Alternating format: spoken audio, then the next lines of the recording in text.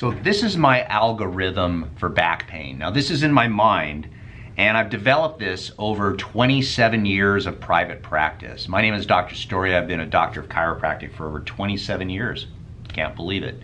And I've come up with kind of my own way of solving back problems, and I'm going to show you a little bit about this.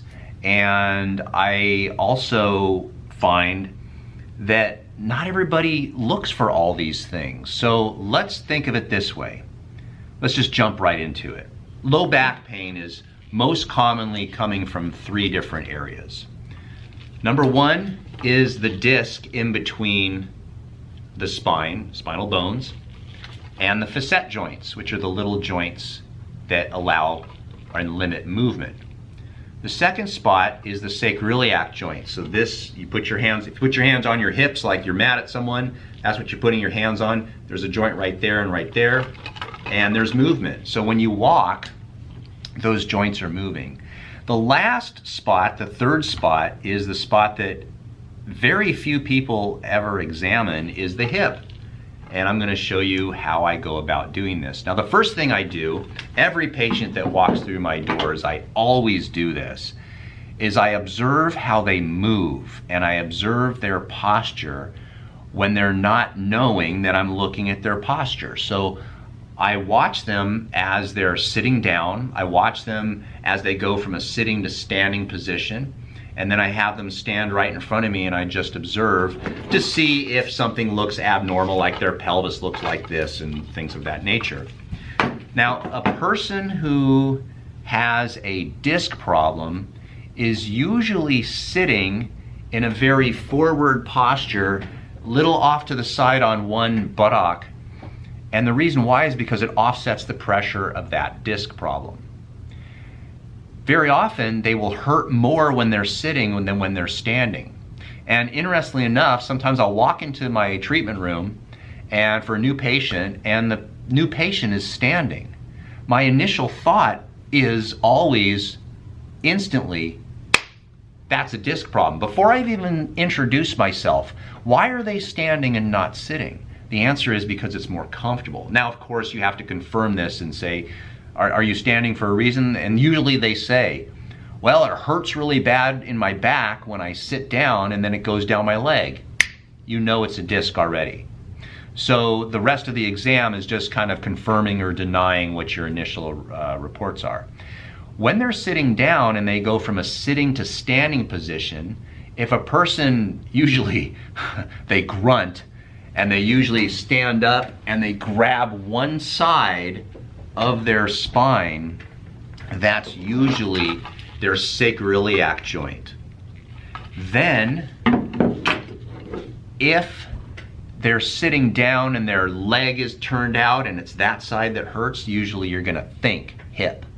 Now when they're standing up, I look at their posture, and I particularly watch movement and motion. Now, a person who has a disc problem, when they're standing up, this is the front of them, this is the back of them. Whoa, out of control patient. If I ask them to, let me see how far you can bend forward. If they get to about 15 degrees and they just don't go any farther, guess what? That's usually a disc herniation or a disc bulge or a disc degeneration, really bad one. But if they go 15 degrees and they're not going any farther, instantly I know it's not a hip and it's not a sacroiliac joint, it's a disc. Very often the disc patient will go backwards and actually feel better. Interesting. So if they go forward, it's a disc problem if they have a lot of pain. If they go backwards, it further confirms that they have a disc problem. Now, if a person goes forward all the way to touch their toes, but bending backwards hurts, it could either be a facet joint or a sacroiliac joint. More commonly, if the pain is up in the lumbar region, it's going to be a facet joint. If the pain is down on one side versus the other and they point to their sacroiliac joint, it could be their sacroiliac joint. And here's how we're going to confirm these two. The first is, if it's a facet joint, I'm going to confirm it with motion palpation, which I'm going to discuss in a moment here. But the second way to confirm is motion palpation, called the standing gelée test. And what I'll do is I'll place one thumb on their sacrum and another thumb on the sacroiliac joint, and I'll have them raise and lower their leg. Very often, what you're looking for is movement in the sacroiliac joint. If they do not have any movement of the sacroiliac joint, that further confirms that that backwards bending is likely coming from their sacroiliac joint.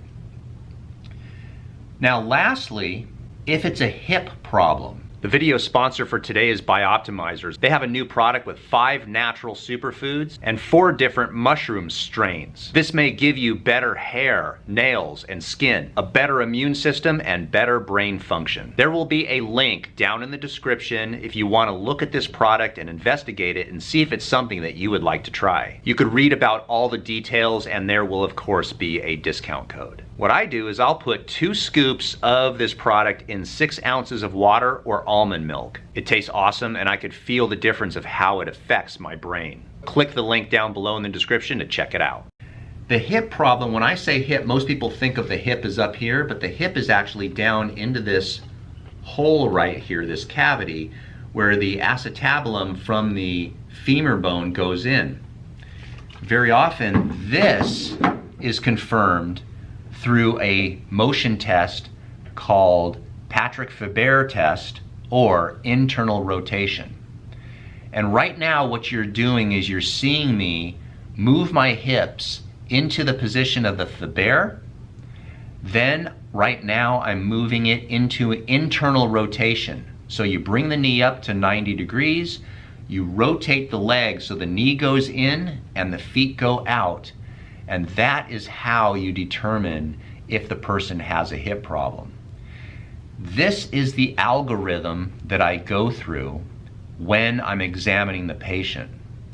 The last thing that I do, and this is the most important because this tells me exactly the direction, how much force I'm going to use during the adjustment. I will have the patient sit down, and I will sit down behind them, and I will use a motion palpation test. I will place my fists on the sacroiliac joint on one side. I will push it in an upward direction and then push it in a downward direction. And this assists me in determining which motion is not moving well. And it also is a confirmation test to the standing gelée test. Then I will take my thumbs on the facet joints and press from back to front to see how much extension there is. I will place my thumbs on the spinous processes and laterally bend the spine to see which way the spine does not want to bend.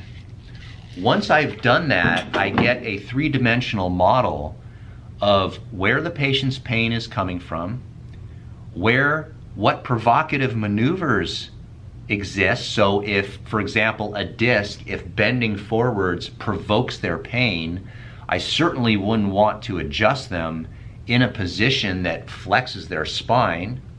In a disc situation, bending backwards actually alleviates their pain.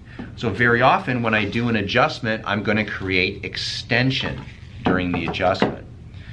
This entire process does not take me a long period of time, maybe about 10 minutes, 15 minutes at most, depending on the patient.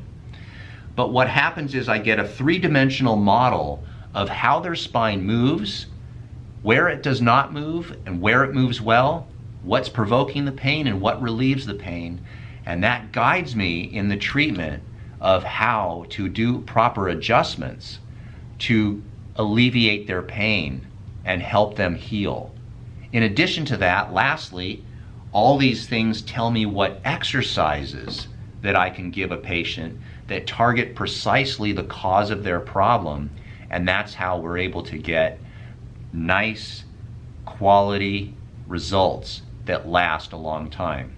If you'd like to see me in my office, I have my address, it's on my YouTube, it's down in the description down below. If you're a chiropractor and you have any questions in regard to this, you can ask in the comment section down below.